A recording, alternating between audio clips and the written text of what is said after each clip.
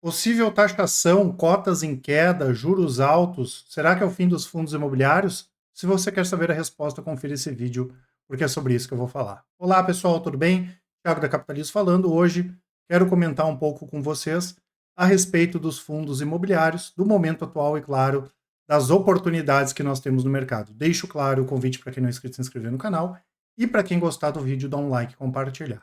O que é importante, né, pessoal? Pelo menos uma vez por semana eu faço algum vídeo, né, trazendo como funciona na prática o nosso serviço de consultoria. E como ele é um serviço que eu converso com os clientes, né, tem muita coisa aqui para a gente contar, coisas que eu falo nas mentorias, coisas que eu falo nas reuniões com os clientes e da forma que a gente acaba recomendando as coisas e os clientes, logicamente, investindo, tá? Nós gostamos sim dessa estrutura de ativos que são geradores de renda, principalmente para quem precisa gerar renda, né? Eu acho que a principal questão é essa. Se o investidor não tem necessidade de geração de renda de curto prazo, ele não tem por que ter fundo imobiliário na carteira.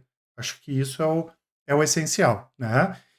Antes da gente entrar sobre a questão dos fundos imobiliários em si, é importante a gente entender os efeitos, né, da taxa de juros e por que que as cotas caem, por que que os CRIs desvalorizam, por que que as debêntures desvalorizam, os títulos públicos desvalorizam. Todos os tipos, todos os investimentos que são pré-fixados ou IPCA+, que são atrelados à inflação, eles sofrem com o que a gente chama de marcação a mercado. É claro, se eu contratar um título, um CRI, que paga IPCA mais 8, eu vou receber IPCA mais 8 até o vencimento. Se eu tentar sair antes do vencimento, eu tenho que ver quanto está a taxa de juros, e se eu comprei esse título, a taxa de juros estava 12%, a Selic, eu comprei ele pagando IPCA mais 8, se a taxa de juros vai para 14%, o meu título ele vai ficar menos atrativo em relação ao mercado, porque vão ter títulos pagando IPCA além de IPCA mais 8. Então, resumidamente, é isso que a marcação a mercado faz. Lembrando que se eu ficar até o vencimento, eu recebo exatamente aquilo que eu contratei.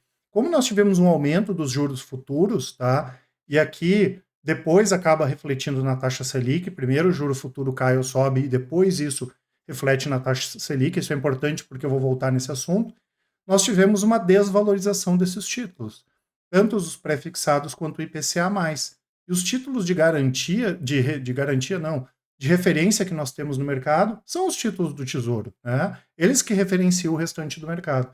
E quando nós olhamos, né, pessoal, vários desses títulos aqui em 12 meses, o pré-fixado com vencimento curto, aqui 2029, cai 7%, 2031 cai 6%, 2033, 9%. Isso aqui é marcação a mercado. E os títulos mais longos, né, pessoal, eles cai bastante. Olha aqui, esse aqui, 2065, cai 51% em 12 meses. 2055, 42%. O 2030, 14%. O 2035, 20%. Né?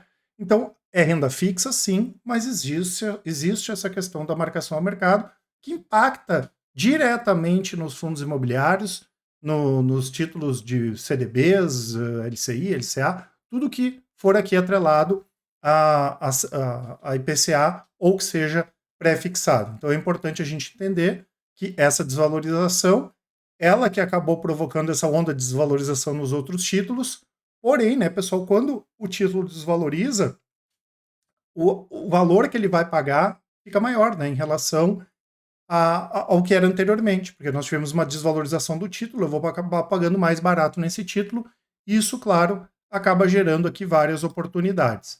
Então, já entendemos como funciona essa questão do efeito dos juros, né, e tem essa questão da marcação ao mercado, né, lembrando que quando eu comprar um fundo imobiliário de CRI, por exemplo, os títulos que estão ali dentro, né, que são CRIs, que são títulos de renda fixa, eles têm um vencimento. E é isso que, entre aspas, garante que em algum momento o patrimônio, pelo menos, ele vai ter que se valorizar. A cota depende do mercado. Mas a partir do momento que o patrimônio valoriza, a cota em algum momento vai ter que acompanhar isso. É igual uma ação de uma empresa, né, que ela começa a lucrar, distribuir mais dividendos, e a ação em algum momento vai ter que subir. Só que aqui a diferença e a vantagem é que tem vencimento esse título. Então ele é mais conservador nesse sentido. Claro que a gente tem que ter cuidado, tem alguns lugares onde a gente não deve investir, tem essa questão do momento que eu já vou comentar, e também que é um momento interessante para buscar essas oportunidades que, além de renda, podem trazer um retorno, né, na possibilidade de em algum momento o juro cair, e a marcação ao mercado valorizar os títulos ao invés de desvalorizar. Então, a primeira questão, né, pessoal, é que, assim como nas ações, né, muita gente olha o IFIX como referência, tá? Ah, o IFIX não é bom, o Ibovespa não é bom. Isso são índices de referência, né? Não é o melhor exemplo que a gente teria para mostrar, né? A gente tem que olhar carteiras, tem que olhar os ativos específicos, como nós fazemos, porque se a gente olhar o IFIX, realmente, né, a cota de hoje é a mesma de 2019. Né? Ninguém gostaria de ficar 6 anos lá parado, né? É isso que está acontecendo para quem investe no IFIX.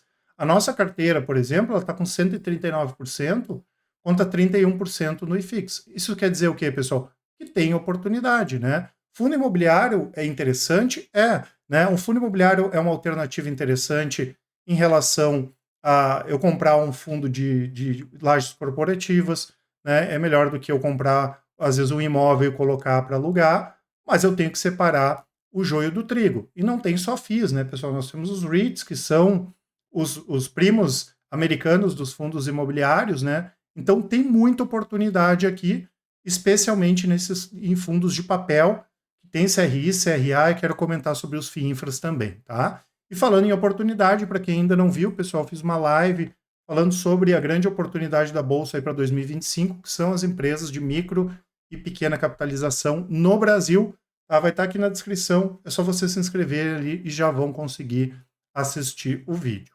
Então, claro que eu tenho que ter cuidados, né, pessoal?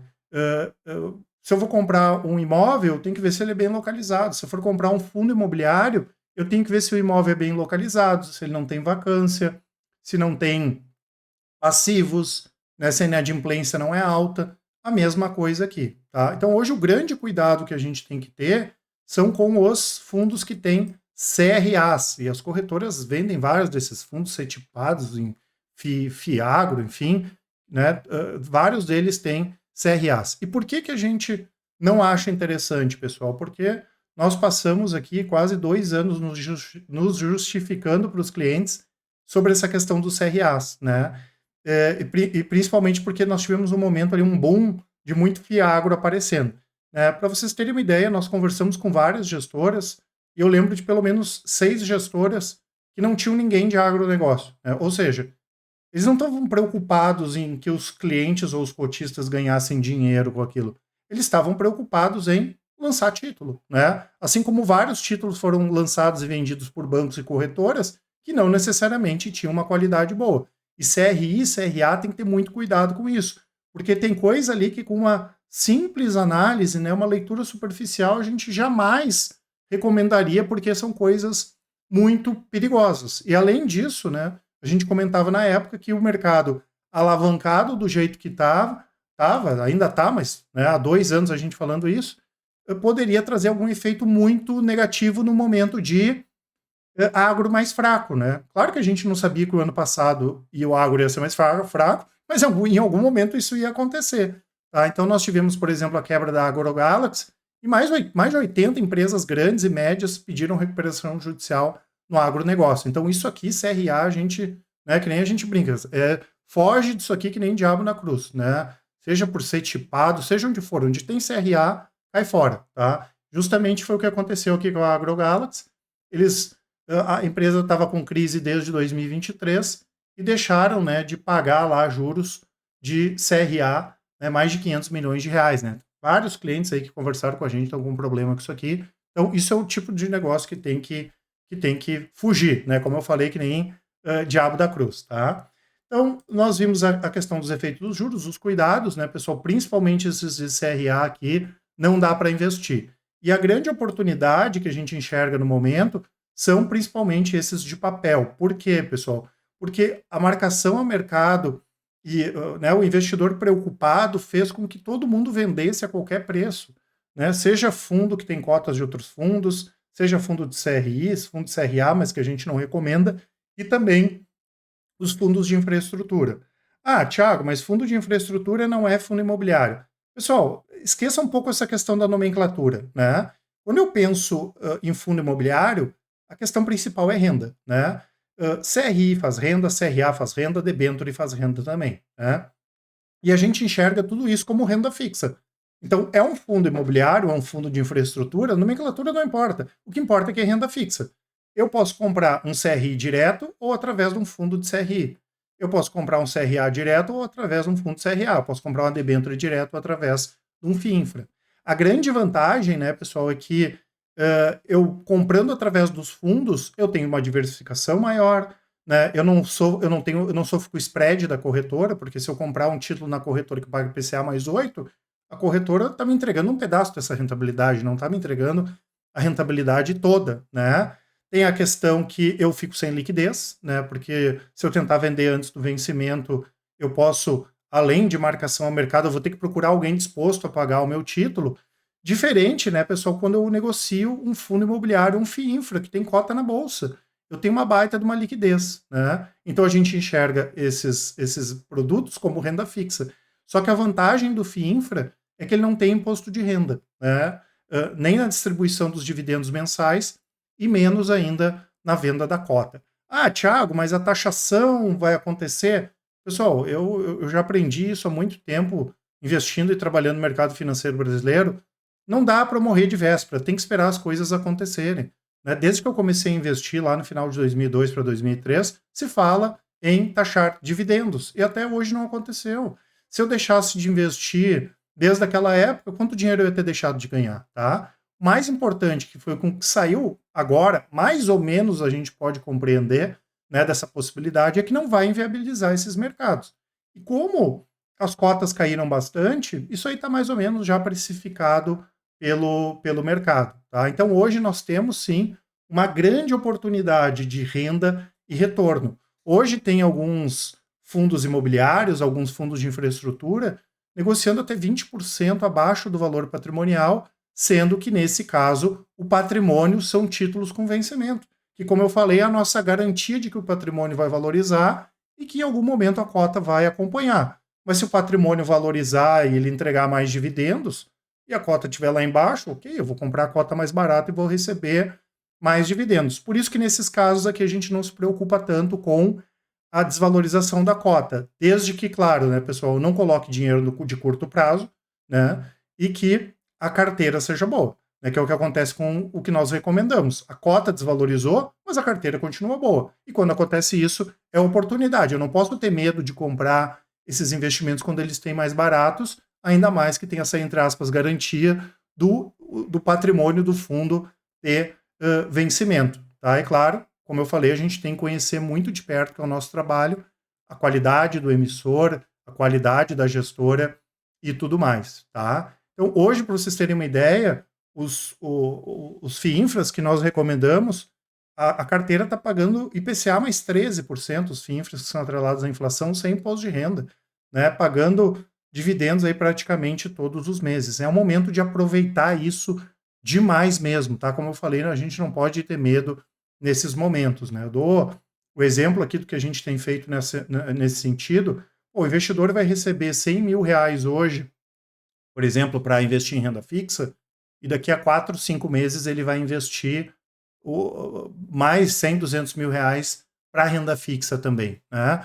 Hoje ele vai comprar, diversificar a carteira dele, eu vou colocar um pouco de Selic, eu vou colocar um pouco de título público, um pouco de FIINFRA. Não, a gente não recomenda isso. O que nós recomendamos? Sabendo que o investidor vai colocar dinheiro hoje e vai colocar daqui a 4, 5 meses, ele pode aproveitar que hoje as cotas estão desvalorizadas e pegar essa boa taxa hoje.